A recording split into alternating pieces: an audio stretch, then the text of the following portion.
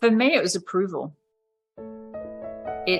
I realized that most of what happened was because I disapproved of myself because of all the external disapproval and the lack of validation and acceptance.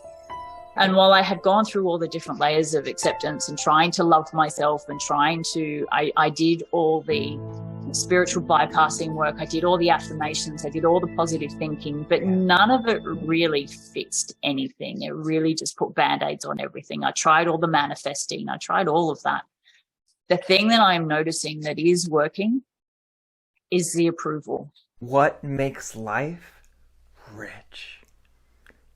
And I don't mean rich like Scrooge McDuck swimming through his pool of gold rich. I mean rich like chocolate.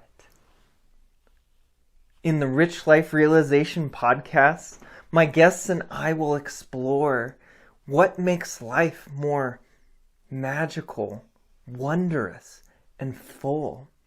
We will have deep and powerful conversations that will help inspire your richest life.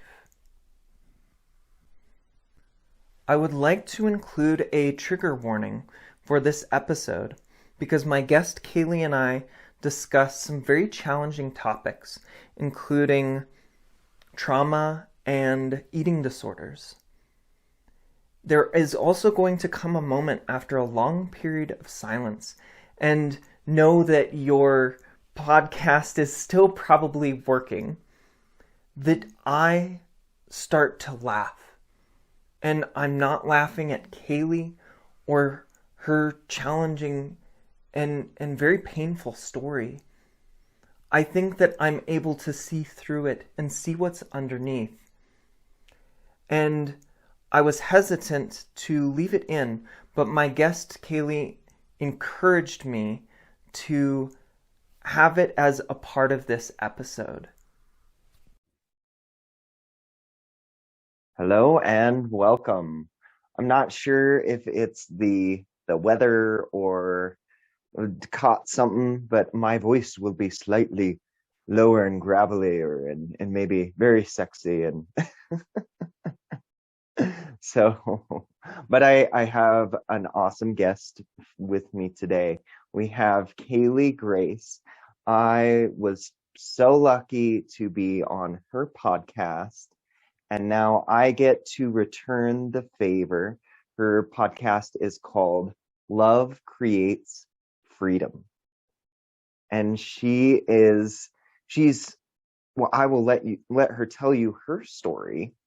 But she is now exploring becoming a trauma coach.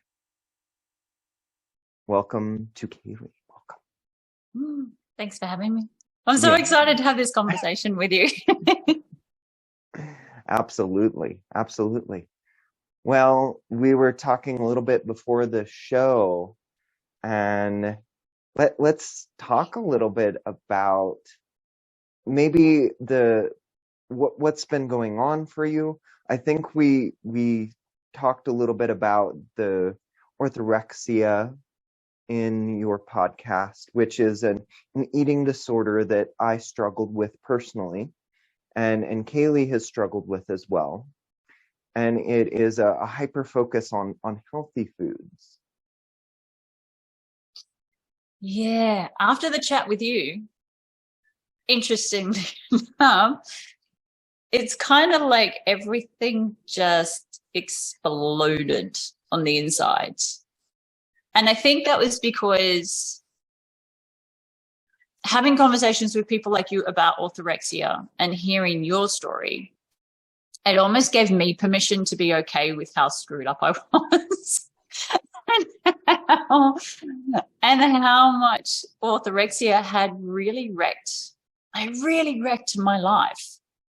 And from that permission and being able to give myself permission and the acceptance as well, that I had a problem and that it was okay, just the acceptance of that then opened up a completely different layer of trauma that I am now working through.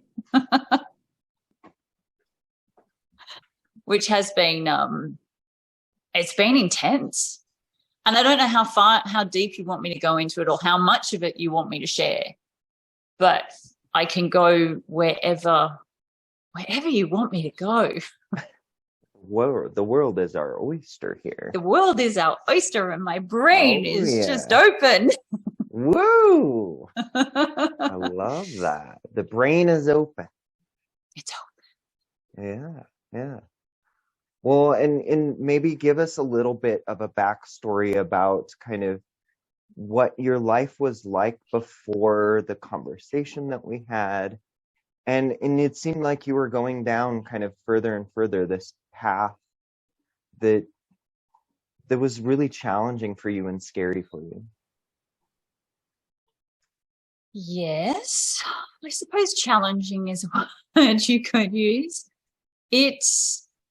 So for me, the orthorexia came from the trauma. As I'm putting all the pieces together, it came from the trauma through my childhood, the massive emotional trauma and the ridicule and the criticism and the judgment and in my family, I was the one that was outside the box, and I was the one that was constantly being punished just for being me. Just for the fact that I existed was enough of a reason to be punished in my family. And going through that all the way through being a kid and then a teenager and then all through my 20s and all through my 30s, like the trauma hasn't stopped for me. It's kind of not like I guess people who go through trauma through their kids and their teens and then they get to their 20s and they're like, enough is enough. I never did that. I never stood back and said, enough is enough. You need to stop doing this now. I kept allowing the emotional abuse to just continue because it was my mom and it was my dad as well, but it was my mom. And then in my 40s, actually 30, 38, 39, I had my daughter. And then 4 months after she was born, my mum got diagnosed with terminal cancer. And that is when the megaphone got dumped on my eating issues, because I think I always had some kind of element of restriction. And I started restricting gluten and dairy back in my 20s because I was having issues with both of them.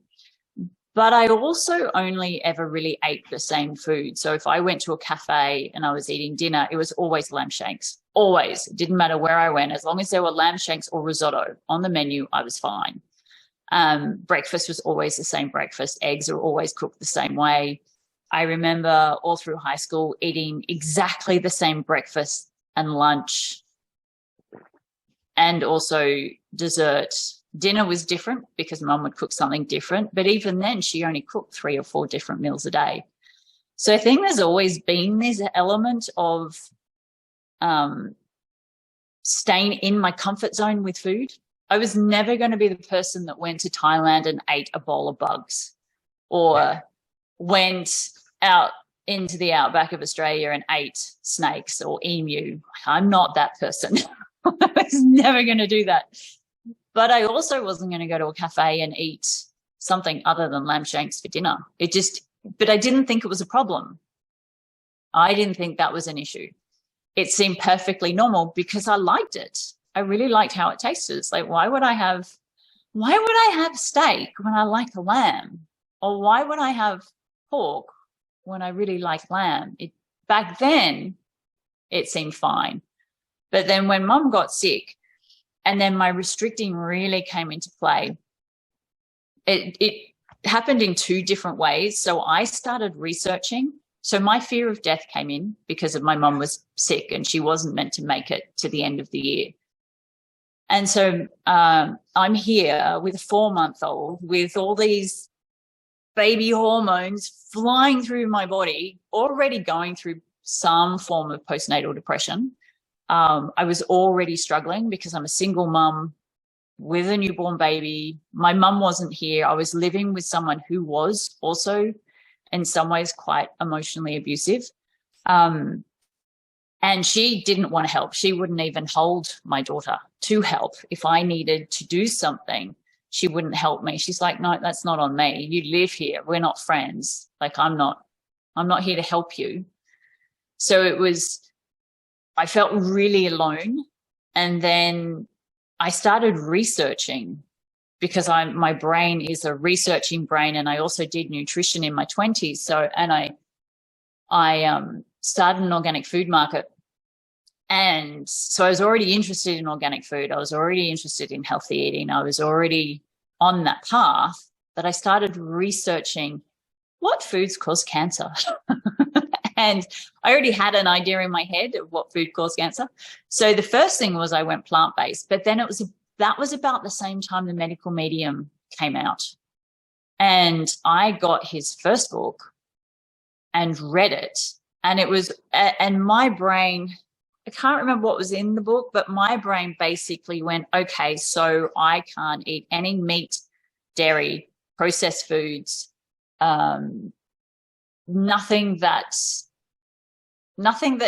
had a life. Basically, only fruits and vegetables were all you can eat based on the medical medium. But then I started also going down the other path of another friend of mine was doing lectin free.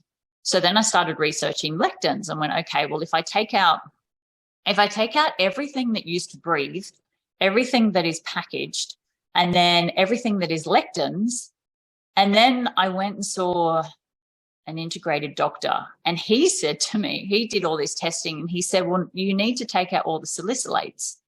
Like, okay, I'll take out all the salicylates. Okay, so now I'm taking out the lectins, the salicylates, anything that would breathe, anything that's packaged. And then someone else got in my ear about oxalates. And then they also got in my ear about phytates. I'm like, okay, so I'll take out the oxalates and I'll take out the phytates. So now we have no nuts or seeds. Now you have no greens because the oxalates have gone. And so I basically got down to eating pumpkin and blueberries. They were the only two safe foods that existed in the world that didn't have any of these foods that were going to cause any issues. And I can categorically guarantee any person in this world, you cannot survive on blueberries and pumpkin. And so for me, it was a very fast journey down. It didn't take long for me to go from when I was pregnant.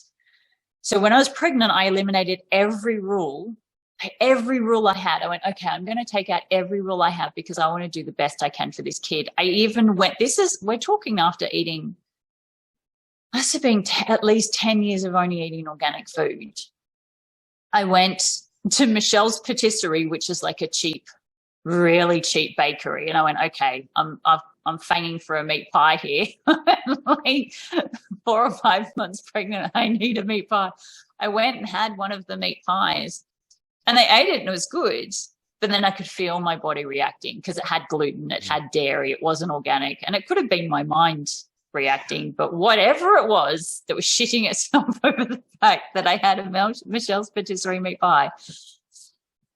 I then went, okay, so here's the deal. I will eat any food as long as 1, it is organic, and 2, it is gluten-free. So I dropped my dairy-free rule. I said, but it has to be gluten-free because I was pretty sure I was reacting to gluten. And so then I just went crazy and I was eating cheese on everything I could possibly put cheese on. So the way I was eating when I was pregnant was vastly different to the way I was eating all of a sudden less than 6 to 7 months after I'd given birth.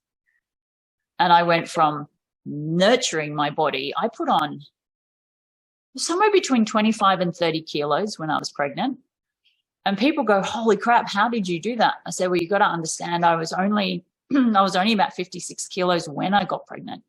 I needed at least 10 kilos just to come back to a normal, healthy weight for me because I was always really, really thin anyway. So for me, putting on that was amazing. And then as I was coming out of after giving birth and starting to lose that birthing weight, I wanted to stop at around the 62, 63 kilo mark because I just felt so good. And I looked good. I looked like a normal human being. But then after mum got sick and I started restricting, that dropped, but it dropped so far. Now, you remember I'm 5'10 and a half, 5'11", so I'm tall. And I usually sit around 56, which is thin for me. Like I'm around 56 now, 56 to 58 now. I got all the way down to 51 and there was nothing left. And the turnaround time for me in all of that was when death came for a visit. And I was awake. I think I was breastfeeding my daughter, actually. And he came and he stood in front of me. And just as clear as I am talking to you, and I can see you, he stood in front of me and looked at me, and I could see. And I shook my head and I said, no. And he just kept nodding his head.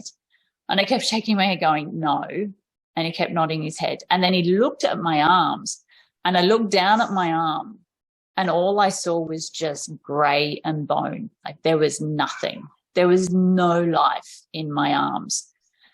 And that day I went and saw a friend who's a chiropractor. And I had a chiropractic session done on my daughter, and I had one as well. And he had said to me, if you don't stop what you're doing, I'm never going to see you again. He said, I can see you are at the end. You've reached the end of whatever you're doing. If you don't get out of this, you're not going to turn around and come back. You will be gone. And he really, he was just, you have to stop, please stop what you're doing. And so then when death was standing in front of me, and then I remember that conversation with him, it was this moment of, okay, I have a problem. I've gone too far. And then it was, how do I come back? And it has been, that was, God, I don't even think my daughter was, maybe it was just somewhere between that 6 months and 2 years old. It's like somewhere in there. I can't remember exactly how old she was when it happened. I don't remember how long ago it was. I know my mum was still alive, so it was younger than my daughter being 3. But it's taken, my daughter's now 8. So it's taken me more than 5.5 years to get to this point now where I'm not 100%, I wouldn't say I'm 100% in recovery in that I could walk into a shop and eat absolutely any food known to mankind, but I also wasn't there before the megaphone got amplified. Yeah. But I am more where I was before the megaphone got amplified. I'm eating more of the food that I was eating. Wow. So that's my very big, that's my last 6 years, scrunched down into 10 minutes. The Cliff's Notes. Yes. Of, and the way that you described the just death was not even on your doorstep. It was standing in the room. It was in the room. It was kind of looming over you. And I had that similar realization that I had those two paths that I could go by, that I could choose the process of dependency and continuing to limit and continuing to live in the fear. And that would take me down toward death. And I had the other path of life, that I could choose my relationship with my wife, and I could choose to live and to be uncomfortable and to be not happy at the time, to work through it. And one thing that I just found is fascinating is that one of your ways to work through it was to start a podcast. And I don't know, maybe this would be a therapeutic tool, but so tell me a little bit about, when did that happen in this story, a little bit later? And what were you trying to achieve with it? And what have you achieved with it? So the podcast came about because I needed to have conversations with people, or I needed to have conversations so I could talk about what was going on, and I could talk about all the different layers of what I was feeling. I had tried, friends weren't working because lots of my friends, if I'm sharing what I'm going through, then they share what they're going through. And then all of a sudden it's about them and it's about me. I'm like, yeah, but that's not, I just want it to be about me. I want to be selfish. I want to be, some people might call it narcissistic. I'm like, I need this moment to be about me. I am where I am right now in this moment, struggling because so much of my life has been about how can I be who I need to be so everybody loves me? How can I be who I need to be so people like me? How can I be who I need to be so I'm accepted in this world? How can I be who I need to be so people stop rejecting me and abandoning me? And that's part of the reason why I ended up where I was, because I kept living so much in the external world based on what everybody else is going to think about me. The health journey really got amplified because there's so much out there that says eating these foods is wrong and only eating these foods is good. And so that wasn't working for me, talking to friends, and also they didn't understand. So up until very, very, very recently, none of my friends had lost both parents. Certainly not before the age of 45. They've all still got one or two parents left. And that something happens to you when you're young and you lose both parents. There is this, I actually remember talking to a coach because I wanted to work through the trauma of my mum, and she had also lost both of her parents before the age of 45. And she read an article about a guy who actually did a study on a bunch of people who lost their parents when they were older and lost both parents when they were younger. And he said something happens in the brain of people who become orphans when they're young. And 45 is still young. Like, I've still got this whole world in front of me. It's still young. And realizing that and going, okay, I need more support than what I'm getting. So then I started going down the path of coaching and therapists, but I couldn't afford, hey, stop it. Sorry. I couldn't afford to spend the volume of money that I would have had to have spent on therapy to fix this problem. I couldn't do it. I really needed 2 to 3 calls a week of conversations that were very active and dynamic. And I did try different counselors, and I tried different therapists, and I tried somatic healing, and I tried different people, but I wasn't having this conversation, this very engaged, invigorative, fun, enjoyable conversation while I'm also dealing with my crap. Sorry, I have a dog that is sitting here looking at me growling. Okay, go away. No, go away. No. They normally just sit here and do nothing, but no, they're up, deciding they have to say hello. So for me, the volume of coaching and the volume of support I knew I needed, I couldn't afford to pay for at the time. But I also decided not to. So while I sit here and go, I couldn't afford it, I didn't want to pay for that level of support at the moment. I had other priorities of what I wanted to invest in. And so my brain being the way it is, and I have done this previously before, so I used to have an online TV show. For kind of the same reason, I needed support. I wanted to ask questions. I wanted to understand more about how people were dealing with the same situation that I was going through. And so my solution was to start an online TV show. And this was 10 years ago, before online TV shows were even a thing. Start an online TV show back when The Secret first came out, whenever that was, 10 or 15 years ago. And so I did. I started it, and I got the answers that I needed to take me through to the next level of my journey. And so when I came here, to this point going, I need to have conversations with people that are outside my very small bubble, because it is a very small bubble. Even when I was looking for coaches and counselors, I could have a coach, but then I'd be having the same conversation with just that one person, with that one perspective, with that one thought, with that one idea. Or I could create another online TV show or a podcast where I can have lots of different conversations with lots of different people who have lots of different perspectives, and then hear all of those different perspectives. So then instead of my very narrow-minded bubble being here, having one conversation with one person every single week, all of a sudden my narrow bubble is doing this. Yeah. And I've had... You're exposed to so much wisdom, so much information.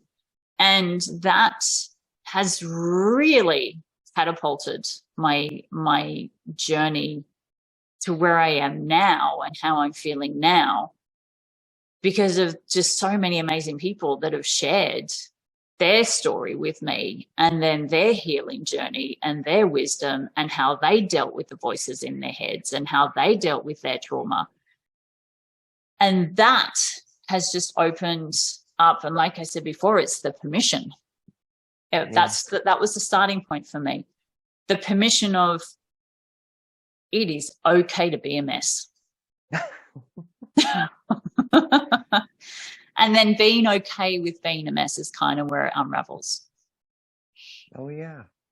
If you have a problem with having problems, this being human thing really isn't for you. Yeah. But I did for such a long time. I punished myself. Yeah. Oh yeah. The punishment is part of what created the eating disorder. Yeah.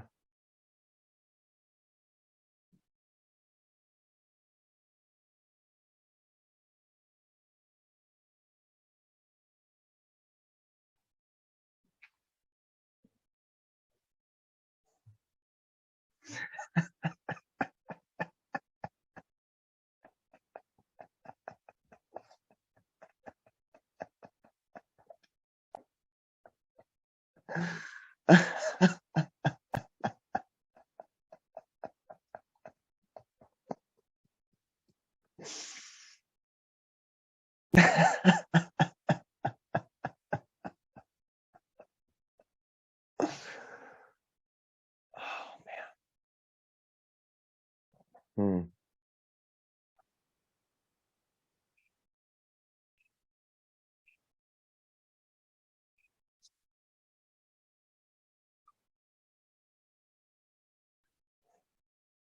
Can you feel that?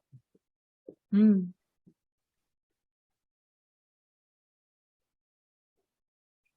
What is it for you? Mm.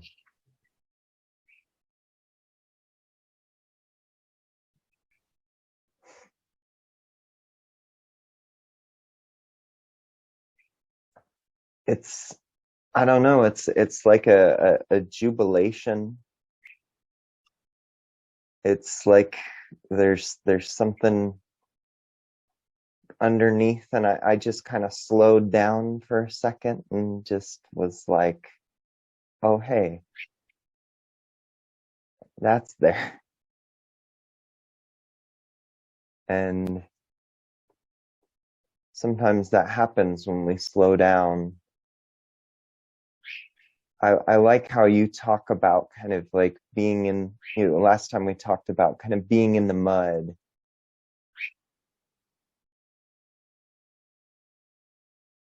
And you can almost, if you allow yourself to be in the mud, you almost find there's something deeper in there. Like being in the challenges of being human. And then there's something deeper. There's something that you didn't see before, but that's been there. And I've kind of had this realization that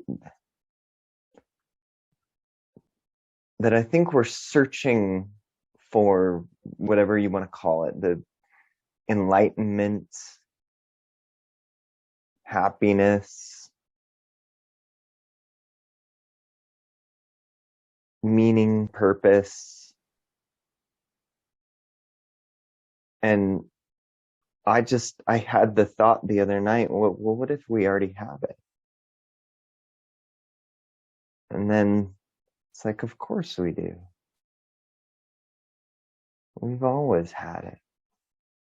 And we just didn't see it. It's like we forgot. We had it when we were born.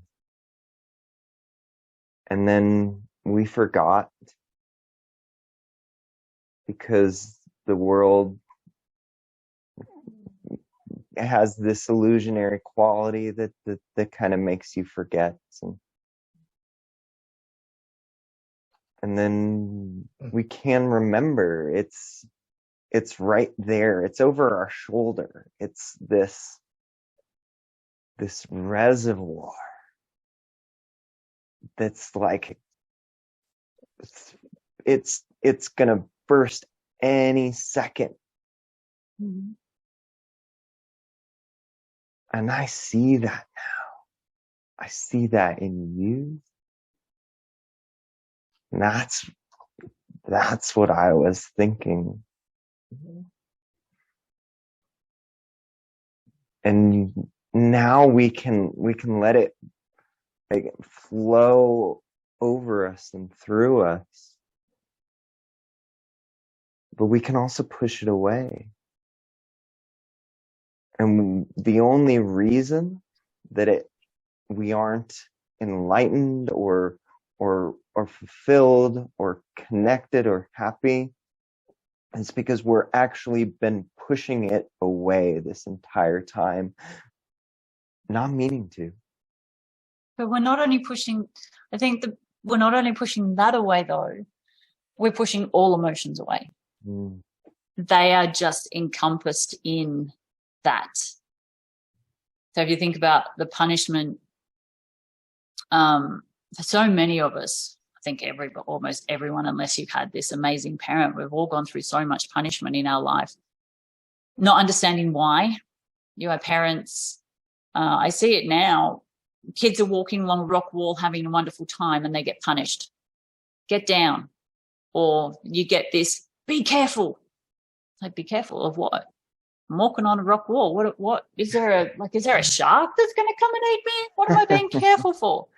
When you're 4 and 5 and 6, you're not going, oh, be careful. Okay, I need to, like, you don't have that rational, logical mind. So be careful can be a punishment. Oh, I must be doing something wrong. Or if you're running and having a fun time and screaming really loud in the shops because it's great, because it sounds like everything's echoing, and all of a sudden you get, come back here, slow down, be quiet. Say, what did I do? I was just running and having a good time. Okay, well, I'll squash that feeling. So now all of a sudden I'm not climbing up on rock walls because I'm going to get punished. I'm not running and yelling and screaming because I'm going to get punished. If you're at home and you're screaming really loud inside and your parents have just come home for a full day of work and they walk inside the door and you're running up and down having a great time, and all of a sudden you get, can you stop making so much racket? What? I'm just having a good time. But all of a sudden you're getting punished for having a good time. And this is what I mean by when I said before, I just got punished for being me so much. And I think that's what most kids get, is they get, except my fabulous daughter who climbs on a rock wall, and I'm like, good job. And she's running around screaming in the shops and I'm running around screaming with her, going, I don't give a shit if you guys are annoyed. I don't even know who you are. That's your problem, not mine. Don't punish me because your parents punished you. But it's that punishment, and we don't put it right down to those little things where we were told to be quiet in a library. Shh. What am I doing? I'm just talking. Well, you need to talk quieter. Why? It's just a room filled with people I don't understand. Because when you're under a certain age, you don't have that rational, logical, critical thinking brain that goes, oh, okay, we're in a library. We need to be quiet. We need to do this. We need to do that. And generally, parents aren't taking the time to explain to their kids why they need to behave or act in a certain way in certain environments. They're just saying, don't do that. Don't do this. Don't do that. Don't do this. Constant punishment for kids being who they are. Yeah. Then we go all the way through our life constantly doing that, because then you think about teenagers. How many teenagers get punished just for being themselves by their friends? My friends at school ended up being some of my biggest bullies. They were horrible and mean. And I remember going through high school just feeling so rejected and so hated by the end. I didn't end up finishing high school. I left because of the bullying. And then I get into my 20s, and now all of a sudden I'm having long-term relationships with partners, and they're rejecting me for being me because I'm not fitting into the right. But the one I was with, he was vegetarian. I was a meat eater. So all of a sudden I'm getting punished just for eating meat because he was a vegetarian. I wasn't allowed to bring meat into the house. I wasn't allowed to eat meat. Me being me, who needed to be in a relationship because I didn't feel good enough about myself being on my own, went, okay, well, I will conform to your box because I don't believe or trust my box. So I'm going to come into your box and I'll be a vegetarian. Okay, great. Now I'm a vegetarian, but you're still punishing me. Why are you still punishing me? And then I ended up leaving him after 5.5 years, only then to get into another relationship with a man who was a meat eater, who didn't eat beans and lentils and nuts and seeds. All of a sudden, I've gone from one who punished me for eating meat to another one who punished me for not eating meat. And it's like, holy shit. How do I?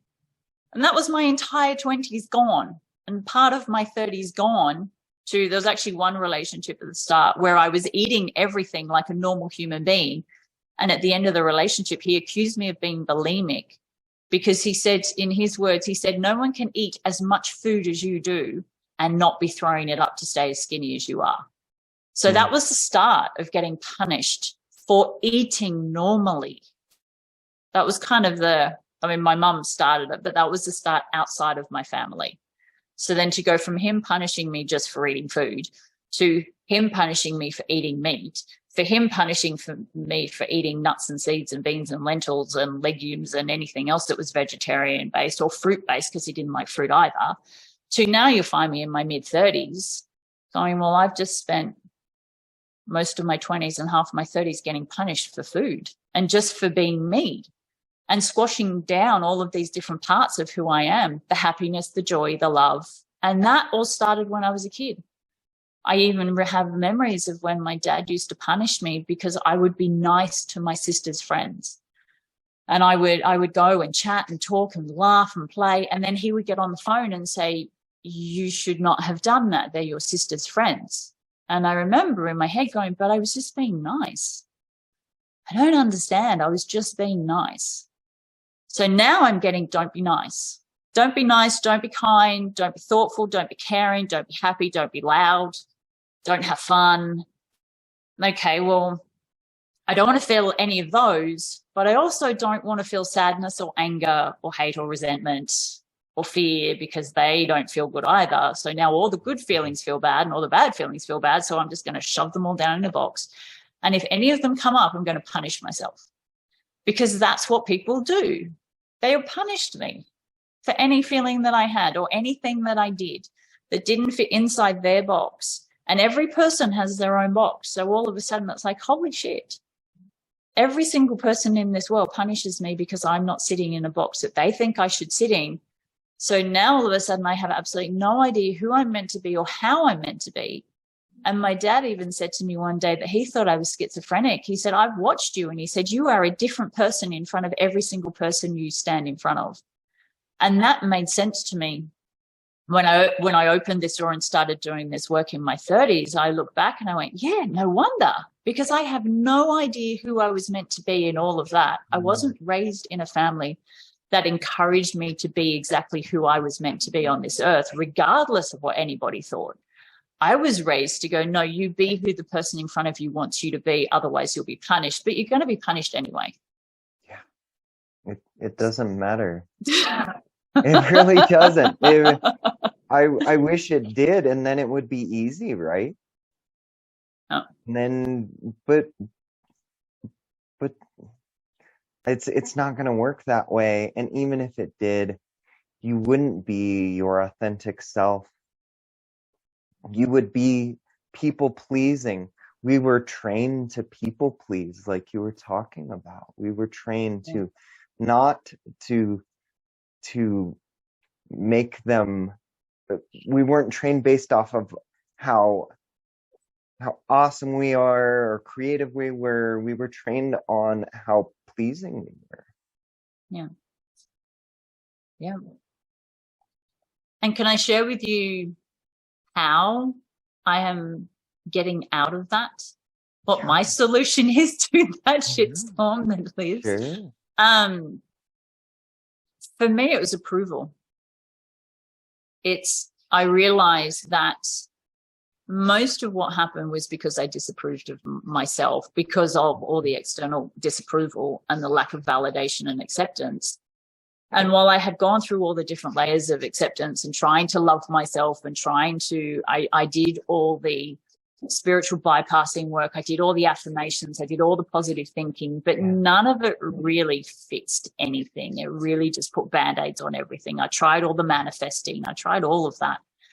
The thing that I'm noticing that is working is the approval. And it was just yesterday, I think it was. And over the last 2 weeks, I've really had to look at how much people disapprove of my behavior, how much people disapprove of what I think about myself. And when that feeling comes up and my brain goes down off that thought trip and it's having conversations with someone because someone said something to me, or I know a conversation is coming, so then my brain will go off on that thought trip. I'm starting to bring myself back and look at the feeling and go, what is that? What is that? What is that feeling? And yesterday it was so I put up a Facebook post about betrayal, and that was the feeling that I sat with yesterday. I was outside and I was walking down to the guineas and I was looking at feeding them. We've got guinea fowl. I was looking at feeding them, and I just stopped because this feeling came up. I went, what is this? What is this feeling? I can feel it. What is it? What is it? Because I've had all this drama happening around me in the last 2 weeks. And that's when it dropped in of it's betrayal. I went, okay. So then my process now is to feel the feeling and basically say to yesterday I said to myself, I approve of the fact that I feel betrayed.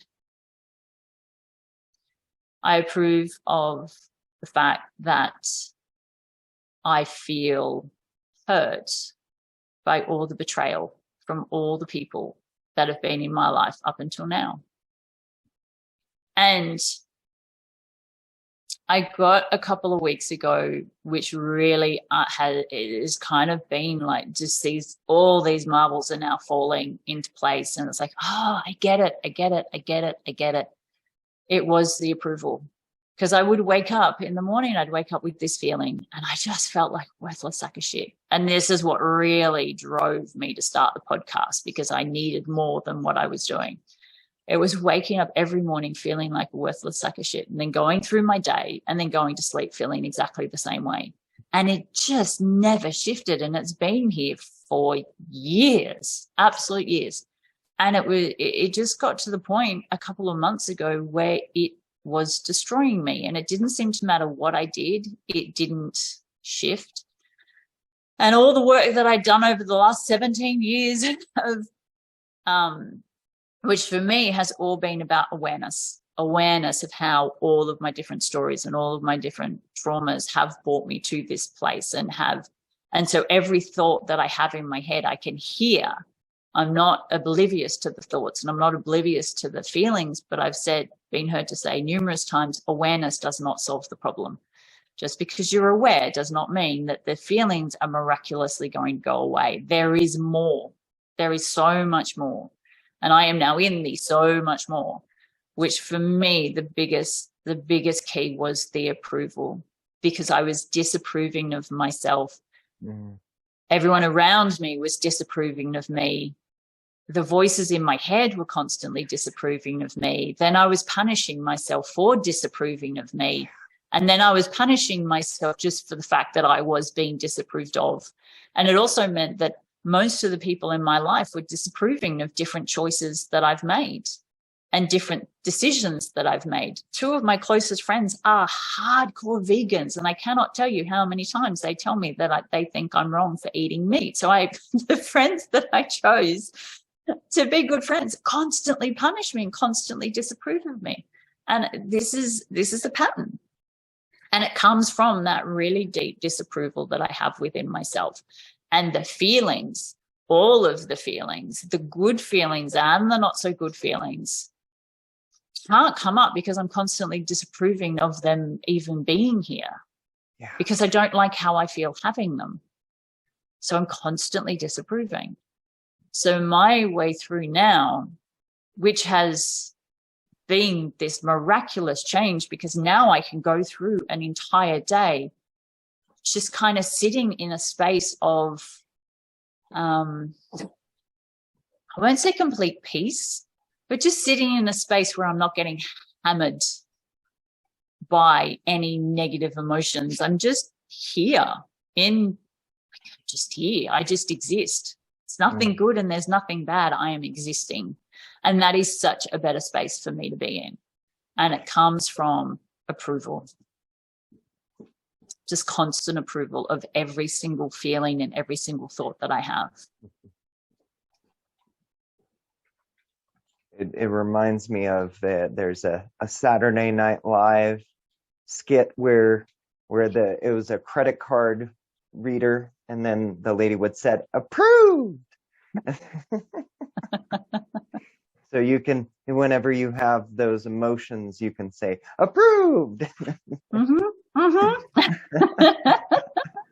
But you don't have to say it like that. Yes.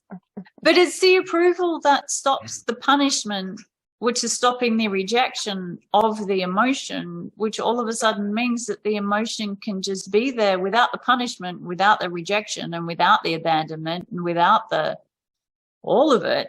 It's just, I approve of this feeling right now. Oh, okay. And then it just dissipates. It just dissipates. Yeah. And right now, where I am right now, I feel like I'm right at I'm at the core. I'm at the core of my struggle, which is the self-worth. And I had a moment last night where I was lying in bed and my brain said to me, what would you do if you got cancer right now?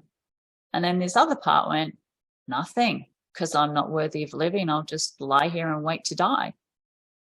And I looked at that and I went, wow, I get it. That is what is driving all of this, is this belief that I'm just not worthy. I'm not worthy to live. I'm worthy to die. And I'm just waiting for the moment where that happens, in whatever way that happens. And that is kind of at the deepest core, is that lack of worthiness to live. And that's the point where I'm sitting at now, because I know that once that is heard and approved of and loved and appreciated and validated for being there, because that part inside of me that is just so hurt and so damaged and in so much pain, once that is acknowledged as opposed to punished, and it's loved as opposed to punished, and it's not rejected anymore, it will do the same as all the other feelings and it will dissipate. That it is deep and it is raw, and it's going, for me, it's going to take more than me just going, I approve of this feeling. Some of them are really easy to shift, and some of them I have to sit with. And I really have to feel, and I really have to hear, because these parts, I believe that these parts inside of me are no different to any child in this world that just wants to be heard and wants to be acknowledged and wants to be seen, wants to be validated and wants to be accepted and wants to be loved. And so I do that on different levels with all of these different parts inside of me that are hurting. And I have come so far. I'm so much further from where I was when I was waking up to blood-curdling nightmares and panic attacks in the middle of the night, and not being able to drive down the road because I was terrified to leave my house, and not eating because I was too scared to eat. And I'm so far away from that now. And I feel for anyone that's in it, because it is a hard and extraordinarily lonely road, because there aren't too many of us that have really gone into the depths of pain of what trauma and abuse has done. And there's so much out there that also we spend so much time seeking external validation, but there are no answers out there. There are conversations which open and expand your awareness, but the ultimate answers are being willing to go in and sit, as we talked about, sitting in the mud, actually sitting in it and going, yep, this is where I am. I'm not going to punish myself. I'm not going to beat myself up for it. I am going to sit here and I am going to approve of the fact that I'm in the mud, because yes, my life has brought me here. And that's okay. Yeah. Wow. There was a lot there. I'm not sure that I can speak to it all. There's something that I would like to speak to, and that's that you were bringing up kind of that self-worth piece, and we have the external validation, and I think that we've all found that's empty, that you can chase that one and it's like the rainbow, it'll keep moving, it'll get further away the closer that you get. And that we have this place within us, that this life, this spark of life, that we were born and we're alive every second in this moment right now, and in this next moment. And that source of aliveness, what if that could be the source of your self-worth? Because it was given to you freely. It was given to you unconditionally. It doesn't care if you're in the mud, or if you're pushing away your thoughts, or if you're hurting. It is going to give you life. It is giving. And you cannot repay it. You could try. It will outgive you. And what it's trying to give you too, by giving you these really challenging feelings,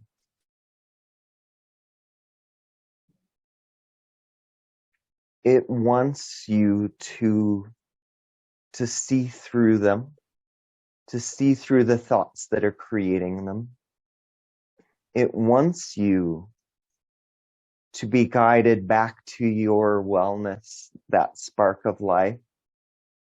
And it's been trying your entire life to bring you back. That's what I talk about, that it's over your shoulder. It's been kind of whispering in your ear, that, and sometimes shouting at you. When you feel really, really bad, it's shouting at you. It's saying, this is hurting. What you're thinking is hurting yourself right now.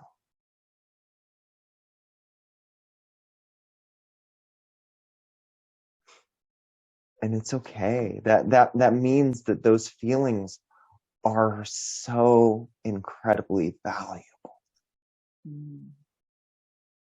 They're so incredibly valuable because they hurt, not in spite of. Yeah. And so, and that for me is where that approval comes in.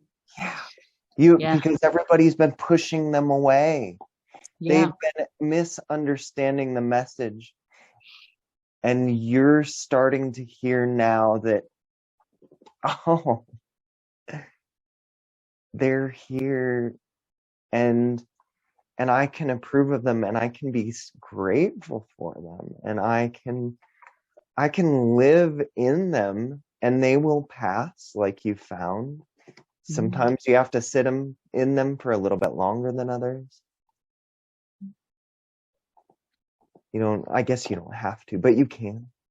Yeah, you can. And it's okay to be angry. Yeah. It's okay. I was outside when I was picking up sticks out the front because I had someone come here and they didn't finish off the job. And I was sitting in this place of, I appreciate what they did and I'm annoyed about what they didn't do. And I stood up and I said to myself, I went, it's okay for me to be annoyed that they didn't do what they were meant to do. And it's also okay for me to appreciate what they did do. I can do both. Yeah. Whereas we come from this world where, no, if you're angry, then you're angry. Or if you're going to, or in the law of attraction spiritual world, you should just appreciate everything and never be angry. So you're on either side. You're either angry or you're appreciating, but you can't be both. But I'm sitting in this world of, no, I can be both. And I approve of both.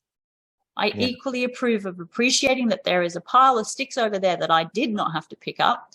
And I'm annoyed about the pile of sticks over here that I do have to pick up. And I think that makes a difference. Yeah, it's such a simple example. Yeah. But it speaks to something that we're angry with, that we're angry. Yeah, and then we punish ourselves for the anger. Yeah, right? We're annoyed that we're annoyed. We're sad that we're sad. We're depressed that we're depressed. Yeah. I'm going to punish myself for being happy and I'm going to punish myself for being sad because that's what happened when I was younger. Yeah. So for me, the solution is I approve of the fact that I'm happy. I approve of the fact that I'm sad. And the approval stops the punishment. Yeah. Beautiful. I think that is a beautiful place to come to a close. And definitely. Where can people connect with you? Because you are a treat and you are honest and special, and people are going to want to be coached by you. I know it, and they're going to want to listen to your podcast. Where can they connect with you? Thank you. I appreciate you for saying all of that. The easiest place is to go to lovecreatesfreedom.com, and that diverts to a link tree, which has every single link to my podcast and I do free mentoring in a Facebook group, and I also do one-on-one coaching. So people can go to any link that's under lovecreatesfreedom.com.